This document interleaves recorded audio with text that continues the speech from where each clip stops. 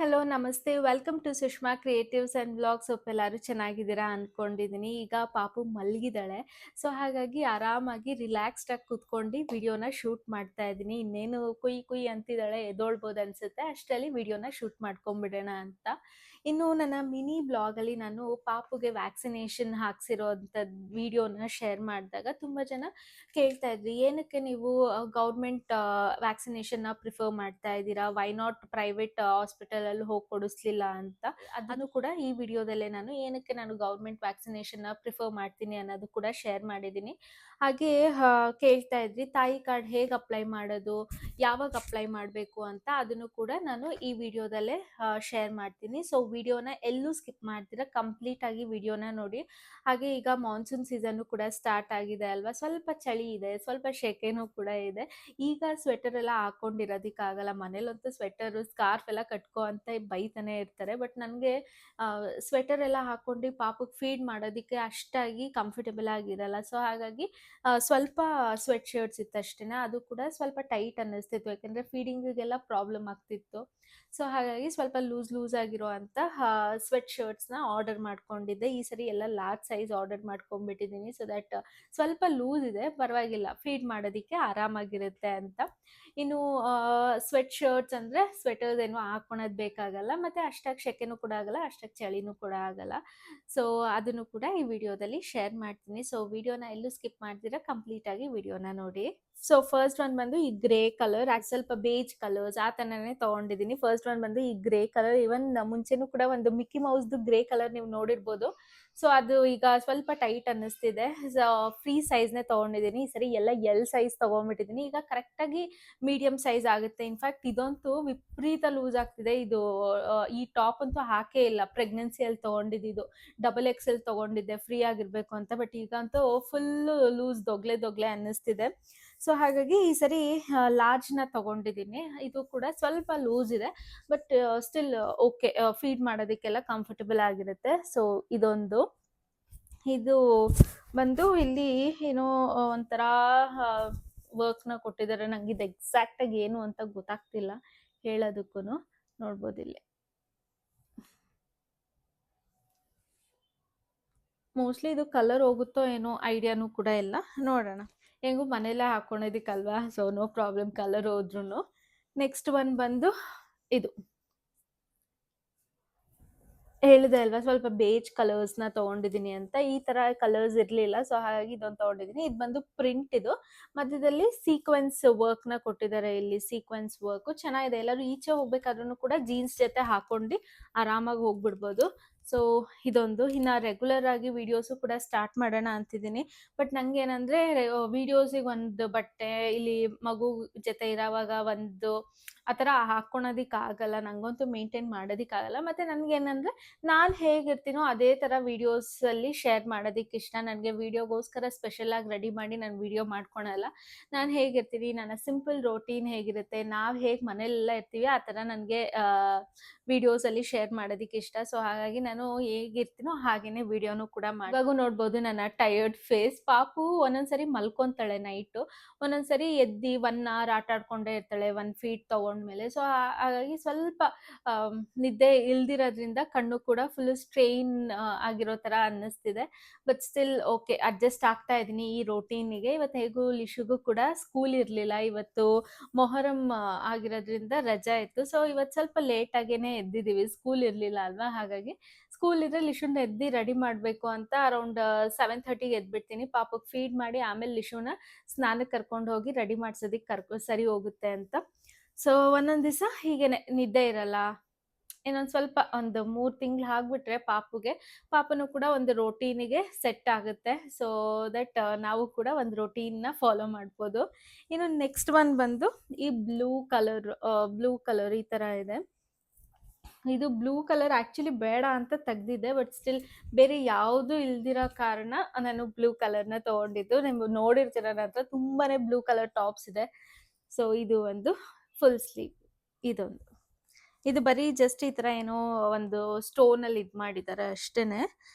Next ಬಂದು ಇದು colour actually ಇಷ್ಟ ಆಯಿತು. ಇದು ಆಕ್ಚುಲಿ ಕಲರ್ ಇಷ್ಟ ಆಯ್ತು. ಏಕೆಂದ್ರೆ ಶರಣ್ ಹತ್ರನೂ ಕೂಡ ಇದೇ ಕಲರ್‌ದು ಸ್ವೆಟ್ ಶರ್ಟ್ ಇದೆ.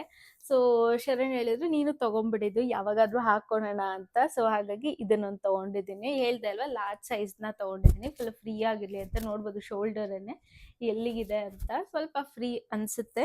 ನೋಡೋಣ ವಾಶ್ ಮಾಡಿದ್ಮೇಲೆ ಏನಾದ್ರು ಚಿಕ್ಕದಾಗುತ್ತೋ ಏನೋ ಐಡಿಯಾ ಇಲ್ಲ ನನ್ಗೆ. ಇನ್ನು ನೆಕ್ಸ್ಟ್ ಒನ್ ಬಂದು ಇದೆಲ್ಲಾದ್ರೂ ಈಚೆ ಹೋಗ್ಬೇಕಾದ್ರೂ ಕೂಡ ಹಾಕೊಬಹುದು. ಸೊ ಇದು ಬಂದು ಬ್ರೌನ್ ಕಲರ್ ಅಥವಾ ಮೆರೂನ್, ಡಾರ್ಕ್ ಮೆರೂನ್ ಅಥವಾ ಬ್ರೌನ್ಗಿನ ಸ್ವಲ್ಪ ಕಮ್ಮಿ ಆ ಥರ ಬರುತ್ತೆ. ಸೊ ಇದೊಂದು ವೈನ್ ಕಲರ್ ಇದೊಂದು. ಇದಿಷ್ಟು ನಾನು ಈಗ ಅಮೆಝಾನ್ ಸೇಲಲ್ಲಿ ತಗೊಂಡಿರೋವಂಥ ಪ್ರಾಡಕ್ಟ್ಸು. ಈಗ ಅಮೆಝಾನ್ ಸೇಲ್ ಕೂಡ ನಡೀತಿದೆ. ಸೊ ದಟ್ ನೀವು ಇವಾಗ ಪರ್ಚೇಸ್ ಮಾಡಿದ್ರೆ ಒಂದು ಅಫೋರ್ಡಬಲ್ ಪ್ರೈಸಲ್ಲೂ ಕೂಡ ನೀವು ಪರ್ಚೇಸ್ ಮಾಡ್ಬೋದು. ಸೊ ಈ ಪ್ರಾಡಕ್ಟ್ಸ್ ಲಿಂಕ್ ಎಲ್ಲ ನಾನು ಡಿಸ್ಕ್ರಿಪ್ಷನಲ್ಲಿ ಹಾಕಿರ್ತೀನಿ, ಚೆಕ್ಔಟ್ ಮಾಡಿ. ಸೊ ಇವಾಗ ಬಂದು ನಾನು ಹೇಳ್ದೆ ಅಲ್ವಾ ತಾಯಿ ಕಾರ್ಡ್ ಹೇಗೆ ಅಪ್ಲೈ ಮಾಡೋದು ಅಂತ. ತಾಯಿ ಕಾರ್ಡ್ನ ನಾವು ಪ್ರೆಗ್ನೆಂಟ್ ಆಗಿರ್ತೀವಿ ಅಲ್ವಾ, ಅವಾಗ್ಲೇ ಅಪ್ಲೈ ಮಾಡಬೇಕು. ಒಂದೇನು ಬೆನಿಫಿಟ್ ಅಂದರೆ, ನೀವು ಪ್ರೆಗ್ನೆಂಟ್ ಆಗಿದ್ದಾಗೂ ಕೂಡ ಈ ಟಿ ಇಂಜೆಕ್ಷನ್ಸ್ ಎಲ್ಲ ಏನಿರುತ್ತೆ, ಅಥವಾ ನೀವೇನಾದ್ರು ಗೌರ್ಮೆಂಟ್ ಹಾಸ್ಪಿಟಲಲ್ಲೇ ತೋರಿಸ್ತೀರಾ ಅಂದರೆ ಇದು ಹೆಲ್ಪ್ ಆಗುತ್ತೆ. ಬಟ್ ನೀವು ಪ್ರೈವೇಟಲ್ಲಿ ತೋರಿಸ್ತಾ ಇದ್ದೀರಾ, ನಮಗೇನು ಬೇಡ, ಬರೀ ಪಾಪುಗೆ ವ್ಯಾಕ್ಸಿನೇಷನಿಗೆ ಮಾತ್ರ ಯೂಸ್ ಮಾಡ್ಕೊತೀವಿ ಅಂದ್ರೂ ಕೂಡ ನೀವು ಮಾಡ್ಕೊಬೋದು. ಯಾಕೆಂದರೆ ನಾನು ಟಿ ಇಂಜೆಕ್ಷನ್ ಎಲ್ಲ ಪ್ರೈವೇಟಲ್ಲೇ ಹಾಕಿಸ್ಕೊಂಡಿರೋದು. ಬಟ್ ಪಾಪುಗೆಲ್ಲ ನಾನು ಅಂದರೆ ಇವನ್ ಲಿಶುಗೂ ಅಷ್ಟೇ, ಜೋಗೂ ಅಷ್ಟೇ ನಾನು ಗೌರ್ಮೆಂಟಿಂದನೇ ಪ್ರಿಫರ್ ಮಾಡ್ತೀನಿ. ಇವನ್ ನನ್ನ ಪೀಡಿಯಾಟ್ರಿಷನು ಕೂಡ ಅದನ್ನೇ ರೆಕಮೆಂಡ್ ಮಾಡೋದು. ಸೊ ನೀವು ಬೇಕು ಅಂದರೆ ಗೌರ್ಮೆಂಟಲ್ಲೇ ಹಾಕಿಸ್ಕೊಳ್ಳಿ, ಏನಕ್ಕೆ ಸುಮ್ಮನೆ ಇಲ್ಲಿ ಹಾಕಿಸ್ಕೊತೀರಾ ಅಂತ. ಮತ್ತೆ ತುಂಬ ಜನ ಹೇಳ್ತಾರೆ ಗೌರ್ಮೆಂಟಲ್ಲಿ ಪೇಯ್ನ್ ಆಗುತ್ತೆ ಮಕ್ಕಳಿಗೆ ಅಂತ. ಆ್ಯಕ್ಚುಲಿ ಪೇಯ್ನ್ ಆಗಬೇಕು, ಆವಾಗಲೇ ಅದು ವರ್ಕ್ ಆಗಿದೆಯಾ ಇಂಜೆಕ್ಷನ್ನು ಏನು ಅನ್ನೋದು ಗೊತ್ತಾಗೋದು. ಇವಾಗ ನಾವು ಹಾಸ್ಪಿಟಲೆಲ್ಲ ಹೋದರೆ ಪೇನ್ಲೆಸ್ ಕೊಟ್ಬಿಡ್ತಾರೆ, ಮಕ್ಕಳಿಗೆ ಏನು ನೋವು ಆಗಲ್ಲ, ಫೀವರು ಬರಲ್ಲ. ಇಲ್ಲಿ ಒಂದು ದಿವಸ ಫೀವರ್ ಬಂದಿರುತ್ತೆ ಅಷ್ಟೇ, ಒಂದು ದಿವಸ ಕಷ್ಟಪಟ್ಬಿಟ್ರೆ. ಬಟ್ ಅದು ಚೆನ್ನಾಗಿರೋ ಅಂಥದ್ದು ಇಂಜೆಕ್ಷನ್ಸೇ ಅವರು ಕೂಡ ಕೊಡೋದು. ಇವನ್ WHO ಕೂಡ ಅದನ್ನೇ ರೆಕಮೆಂಡ್ ಮಾಡೋದು. ಏನು ಗೌರ್ಮೆಂಟ್ ಇಂಜೆಕ್ಷನ್ಸ್ ಅದನ್ನೇ WHO ಕೂಡ ರೆಕಮೆಂಡ್ ಮಾಡೋದು, ಮಕ್ಳಿಗೆ ಅದನ್ನೇ ಕೊಡಿಸಿ ಅಂತ. ಸೊ ನಾನು ಅಷ್ಟೇ, ಯಾವುದೆಲ್ಲ ಗೌರ್ಮೆಂಟಲ್ಲಿ ಕೊಡ್ತಾರೆ ಅದನ್ನು ನಾನು ಮಕ್ಕಳಿಗೆ ಕೊಡಿಸ್ತೀನಿ. ನನಗೆ ಟಿ ಇಂಜೆಕ್ಷನ್ನು ಆ್ಯಕ್ಚುಲಿ ನನಗೆ ರೀಸೆಂಟಾಗಿ ಗೊತ್ತಾಗಿದ್ದ ಇಷ್ಟ. ಟಿ ಇಂಜೆಕ್ಷನು ಕೂಡ ಇಲ್ಲೇ ಕೊಡ್ತಾರೆ ಅಂತ. ಬಟ್ ನನಗೇನಾದ್ರು ಗೊತ್ತಿದ್ರೆ ಮುಂಚೆನೇ ನಾನು ಹೋಗಿ ಗೌರ್ಮೆಂಟಲ್ಲೇ ಟಿ ಇಂಜೆಕ್ಷನು ಕೂಡ ಕೊಡಿಸ್ಕೊತಾ ಇದ್ದೆ. ನಂಗೆ ಗೊತ್ತಾಗಲಿಲ್ಲ. ಲಾಸ್ಟಲ್ಲಿ ನಾನು ಯಾರ್ದೋ ವ್ಲಾಗ್ನ ನೋಡಿ ನನಗೂ ಕೂಡ ಗೊತ್ತಾಗಿದ್ದು ದಟ್ ಟಿ ಇಂಜೆಕ್ಷನ್ಸ್ ಗೌರ್ಮೆಂಟಲ್ಲೂ ಕೂಡ ಕೊಡ್ತಾರೆ ಅಂತ. ನಂಗೆ ಐಡಿಯಾ ಇರಲಿಲ್ಲ. ಬಿಕಾಸ್ ನಮ್ಮದು ಫಸ್ಟ್ ಪ್ರೆಗ್ನೆನ್ಸಿಯಲ್ಲಿ ಕೋವಿಡ್ ಇದ್ದಿದ್ದರಿಂದ ನಾವೆಲ್ಲೂ ಈಚೆ ಹೋಗ್ತಾ ಇರಲಿಲ್ಲ. ಅದರಲ್ಲಂತೂ ನನಗೆ ಟಿ ಇಂಜೆಕ್ಷನ್ನೇ ಕೊಟ್ಟಿಲ್ಲ. ಲಾಸ್ಟ್ ಬೂಸ್ಟರ್ ಡೋಸ್ ಏನೋ ಒಂದು ಕೊಟ್ಟಿದ್ರು ಅಷ್ಟೇ. ಅದು ಬಿಟ್ಟರೆ ನಾನು ಕೊಡಿಸ್ಕೊಂಡೇ ಇಲ್ಲ. ಈ ಸರಿನೂ ಹಂಗೆ ಅನ್ಕೊಂಡಿದ್ದೆ. ಬಟ್ ನಂಗೆ ಡಾಕ್ಟರ್ಸ್ ಹೋದಾಗೆಲ್ಲ ಇಂಜೆಕ್ಷನ್ ಕೊಡ್ಲಾ ಅಂತ ಹೇಳಿ ಕೊಡ್ತಾ ಇದ್ರು. ಶರಣು ಕೂಡ ತಗೊಂಡ್ಬಿಡು ಅಂತ ಅಲ್ಲೇ ಕೊಡಿಸ್ಬಿಡ್ತಾ ಇದ್ರು. ಅಷ್ಟು ಐಡಿಯಾ ಇರಲಿಲ್ಲ ಇಲ್ಲೇ ಗೌರ್ಮೆಂಟಲ್ಲಿ ಕೊಡ್ತಾರೆ ಅಂತ. ಗೌರ್ಮೆಂಟಲ್ಲಿ ಕೊಡ್ತಾರೆ ಅಂದಿದ್ರೆ ನಾನು ಗೌರ್ಮೆಂಟಲ್ಲೇ ಕೊಡಿಸ್ಕೊತಾ ಇದ್ದೆ. ಸೊ ನೋಡ್ಬೋದು ಈ ಥರ ಇದೆ ಕಾರ್ಡು. ಈ ಥರ ಒಂದು ಮಗುಗೆ ಒಂದೊಂದು ಕಾರ್ಡ್ ಥರ ಕೊಡ್ತಾರೆ. ಅಂದರೆ ಇವಾಗ ನಿಮಗೆ ಫಸ್ಟ್ ಒಂದು ಮಗು ಇರುತ್ತೆ, ಸೆಕೆಂಡ್ ಮಗುಗೂ ಎರಡು ಒಂದೇ ಬುಕ್ಕ ಅಂದರೆ ಇಲ್ಲ, ಎರಡಕ್ಕೂ ಬೇರೆ ಬೇರೆ ಬುಕ್ ಆಗಿರುತ್ತೆ. ಸೊ ಫಸ್ಟ್ ಒಂದು ಲಿಶುದು ಊರಲ್ಲಿದೆ. ನಾನು ಯೂಶಲಿ ಲಿಶುಗೆ ಊರಿಗೆ ಹೋದಾಗೆ ನಾನು ಇಂಜೆಕ್ಷನ್ಸ್ ಎಲ್ಲ ಕೊಡಿಸೋದು, ವ್ಯಾಕ್ಸಿನೇಷನ್ಸ್ ಎಲ್ಲ.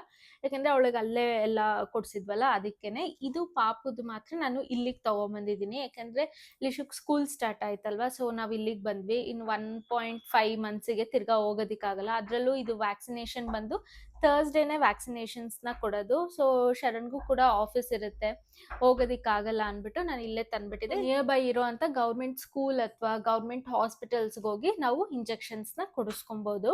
ಸೊ ಫಸ್ಟು ಈಗ ಅಪ್ಲೈ ಮಾಡೋದು ಇದನ್ನ ಅಂದರೆ, ಈ ಆಶಾ ಕಾರ್ಯಕರ್ತೆಯರಿರ್ತಾರೆ ಅಲ್ವಾ, ಊರಲ್ಲಿ ಏನಾದರೂ ಇದ್ದರೆ ಅಲ್ಲಿ ಇರ್ತಾರೆ, ಇದಕ್ಕೆ ಅಂತಲೇ ವರ್ಕ್ ಮಾಡೋರು ಇರ್ತಾರೆ. ಇಲ್ಲಾಂದರೆ ನೀವು ಗೌರ್ಮೆಂಟ್ ಹಾಸ್ಪಿಟಲ್ಗೆ ಹೋಗೋ ಕೂಡ ಅಪ್ಲೈ ಮಾಡ್ಬೋದಂತೆ. ಸೊ ಅಲ್ಲೋಗಿ ನಮ್ಮ ಡೀಟೇಲ್ಸ್ ಎಲ್ಲ ಕೊಟ್ಟರೆ, ನಮಗೆ ಯಾವ ಕನ್ಸೀವ್ ಆಗಿದ್ದು ಅವೆಲ್ಲ, ಆಧಾರ್ ಕಾರ್ಡು ಅವೆಲ್ಲ ಕೊಟ್ಟರೆ ಅವರೇ ಎಲ್ಲ ರೆಡಿ ಮಾಡಿಕೊಡ್ತಾರೆ. ನಾವೇನು ರೆಡಿ ಮಾಡಬೇಕು ಅಂತಲೇ ಇಲ್ಲ.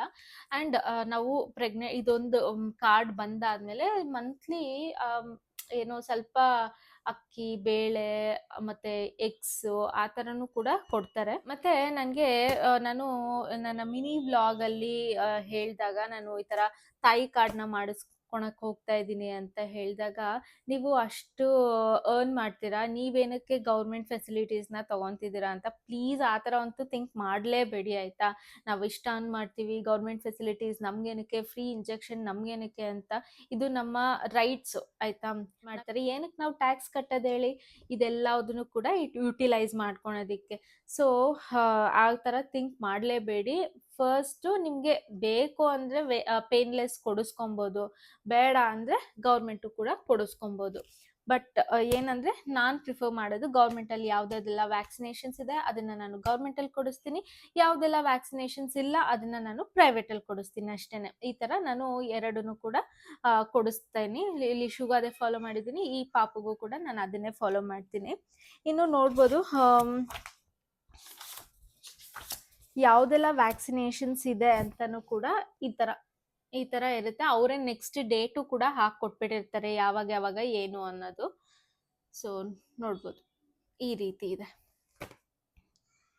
ಈಗ ಆಲ್ರೆಡಿ 18th ನಾನು ಪಾಪುಗೆ ವ್ಯಾಕ್ಸಿನೇಷನ್ಸ್ನ ಕೊಡ್ಸಿದ್ದೀನಿ. ಈಗ 23rd ಇರೋದು ನೆಕ್ಸ್ಟ್ ಮಂತು. ಸೊ ಆಗ ಹೋಗಿ ನಾನು ವ್ಯಾಕ್ಸಿನೇಷನ್ನ ಕೊಡ್ಬೋದು. ಈ ಸರಿ ಅಂತೂ ಪಾಪುಗೆ 5 ವ್ಯಾಕ್ಸಿನೇಷನ್ಸ್ ಇತ್ತಾಯ್ತಾ.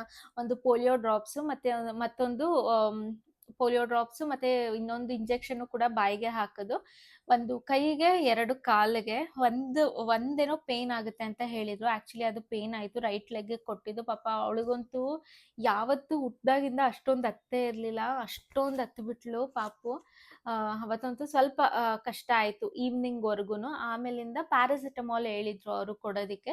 ಸೊ ಪ್ಯಾರಾಸಿಟಮಾಲ್ ಕೊಟ್ವಿ, ಅವಾಗ ಪೇನ್ ರಿಲೀಫ್ ಆಗುತ್ತೆ. ಒಂದು 2 ಸತಿ ಪ್ಯಾರಾಸಿಟಮಾಲ್ ಕೊಡ್ತಿದ್ದಂಗೆ ಪೇನ್ ರಿಲೀಫ್ ಆಗುತ್ತೆ. ಜ್ವರನೂ ಕೂಡ ಅಷ್ಟಾಗೇನು ಬಂದಿಲ್ಲ. ಒಂದೊಂದ್ಸರಿ ಒಂದೊಂದು ಮಕ್ಕಳಿಗೆ ತುಂಬ ಜ್ವರ ಬರುತ್ತೆ, ಅಂದರೆ ಅವರು ಹೇಳಿ ಕಳಿಸಿದ್ರು ಡಿಪೆಂಡ್ಸ್ ಆನ್ ಬೇಬಿ ಅಂತ.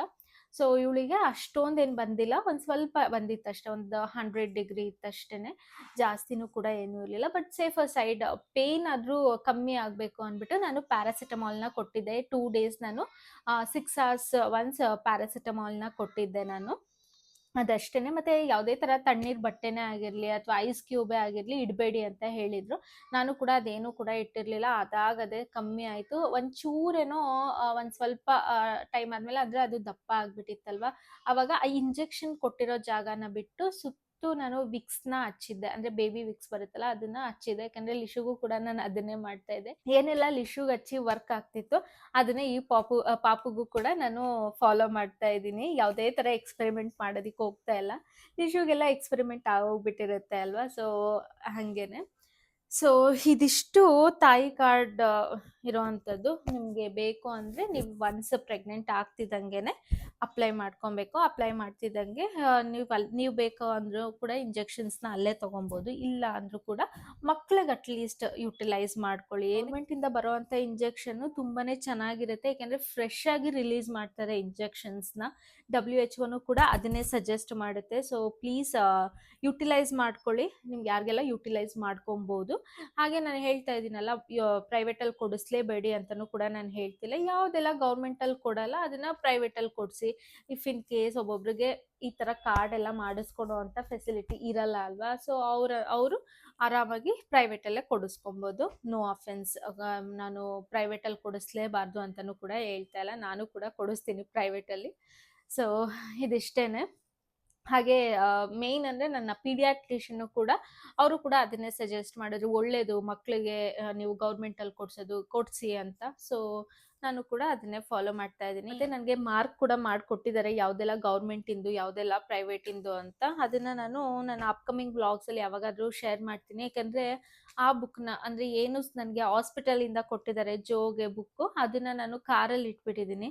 ಸೊ ಇವಾಗ ಕಾರ್ ಇಲ್ಲ, ಶರಣ್ ಆಫೀಸಿಗೆ ತೊಗೊಂಡೋಗಿದ್ದಾರೆ. ಇದೊಂದೇ ತಾಯಿ ಕಾರ್ಡ್ ಒಂದು ಮನೇಲಿತ್ತು. ಸೊ ಹಾಗಾಗಿ ಇದನ್ನು ತೋರಿಸಿ ನಿಮ್ಮ ಜೊತೆ ಶೇರ್ ಮಾಡೋಣ ಅಂತ ಈ ವಿಡಿಯೋದಲ್ಲಿ ಶೇರ್ ಮಾಡಿದ್ದೀನಿ.